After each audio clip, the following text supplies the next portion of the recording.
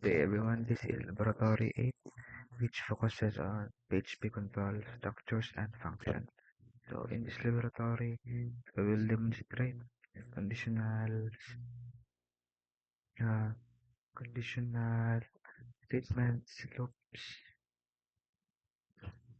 user-defined function, built-in PHP functions, and integrated tasks that uh, combines all these concepts. Thus, part 1, and let's create a pattern is mo tong conditional statements, no? So, first, mag-create So, mag-create ako dali ang kuda, no? Is mo na ito ang log conditions. So, ito na siyang no?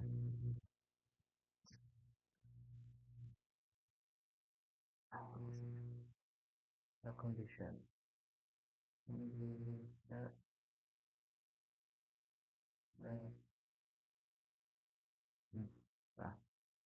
so, as you can see, positive output and even number. So, in this part, I created a PHP file. So, ano yung PHP tapos? First, the program checks if whether whether the number is positive or negative. So, positive or negative or zero. So, the program is muna sa i-check niya. So, if the number is greater than zero, it displays positive. Di ba? If the number is greater than zero, mag-display siya positive. Tapos, if the number is less than zero, syempre negative. And otherwise, negative or otherwise, it displays zero on a display niya. So after that, I added another conditional statement which is kani siya is determine if the number is even or odd.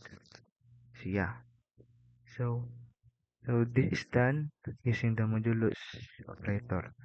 If the remainder is zero, the number is even, otherwise it is odd. So mo itong itong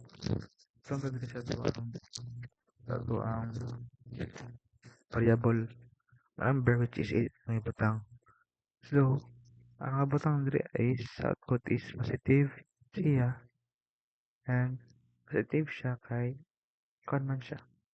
Ah, ah, positive siya kay kod ani greater the number 8 is greater than 0. So, positive siya and i-check siya if odd ba or even. So, di ba ang odd kay mo na itong mga 1. Tapos ang even is 240, 2468. So, even number siya. So, let's try. Let's put here a 7. 7. Ano siyang i-run? Mga batang dala is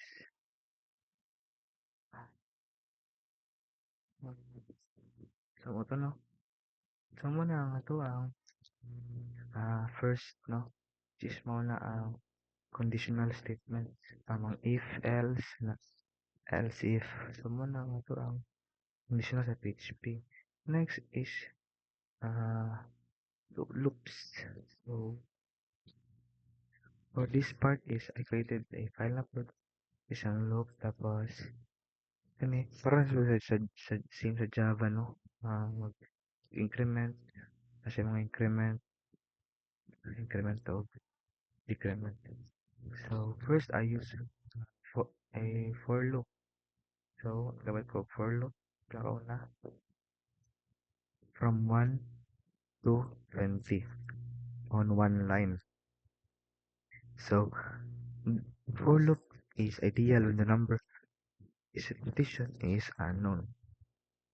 Next, I used a while loop. While loop to calculate the sum of numbers from 1 to 10. The loop continues running as long as the conditions remains true. So mo na yung ato ang ikaduha nga loop. The first is for loop, next is while loop. So ang while is mo na siya isang ang while is mag-calculate siya numbers from 1 to 10. If ang loop mag-continue yapon siya og execute as long as ang condition is true. So mag-run na siya hangtod. Next is lastly nagano do while nga loop. Do while loop. Do while loop is mo na siya ang kaning to display the multiplication na 5. Diba? Multiplication table 5 from 5 times 1. 5 times 1 ang half 5 times 10. So 5 times 10. So the do while loop ensures that the code runs at least once before checking the conditions. So, wala. So, walang urang be. Look, look. Diba? Diba mo na output niya? So, ang atong ibutang mga diri sa atong number is kanina. Diba? So, ano siya? Atong for loop.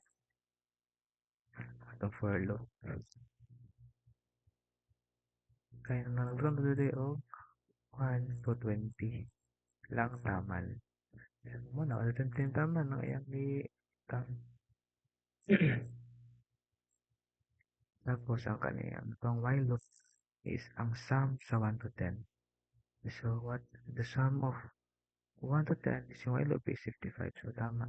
Tapos, ang ato ang 2 while multiplication table. So,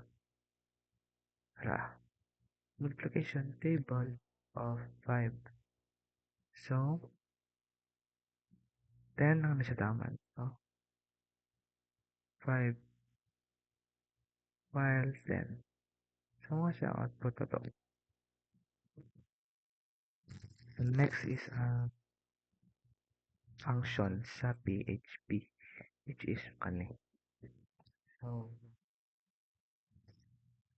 in this, so, pang iras natin. Kung kita, no, in this function is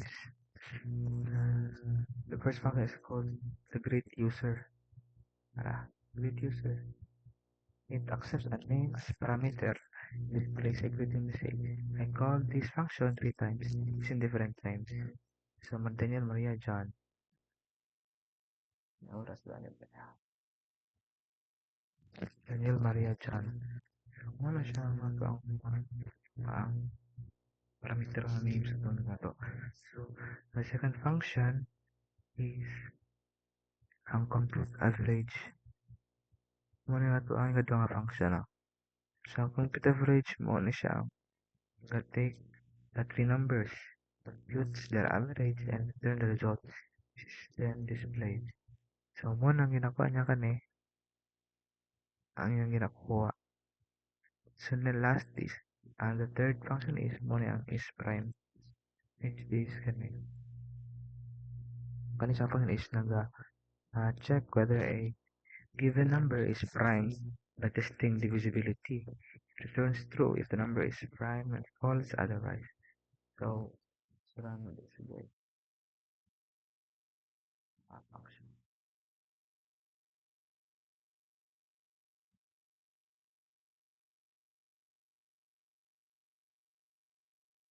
Wait,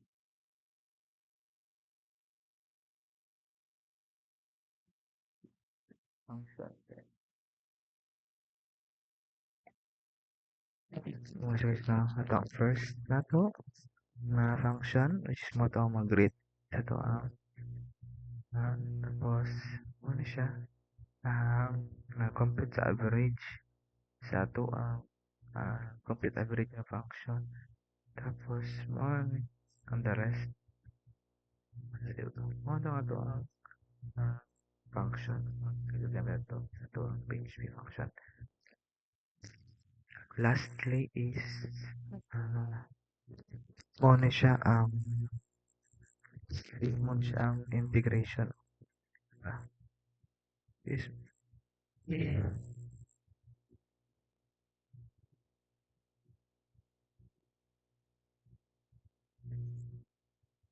integration. So part 5 mo na siya ang integration. So kani siya is muna atong final part. Tapos kani siya nga function is nag-wrap o internal logic ba logic inside the user-defined function. The function accepts a string convert siya to lowercase. Ang convert siya to lowercase. Split it into individual pairs and sort them alphabetically. So, ang input dari sa user, nag-usap sa string ang gina-accept, yung gina-convert to lowercase ang string ang gina-input tapos iyang gi-split into characters tapos yung alphabetically sort alphabetically.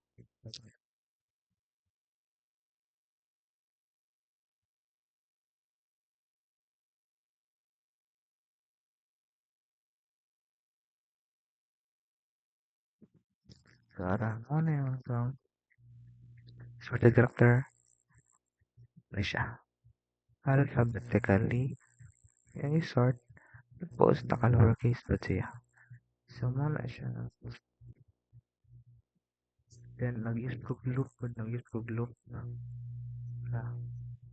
loop para characters naka-display siya one by one. Tapos, muna siya na ano doon.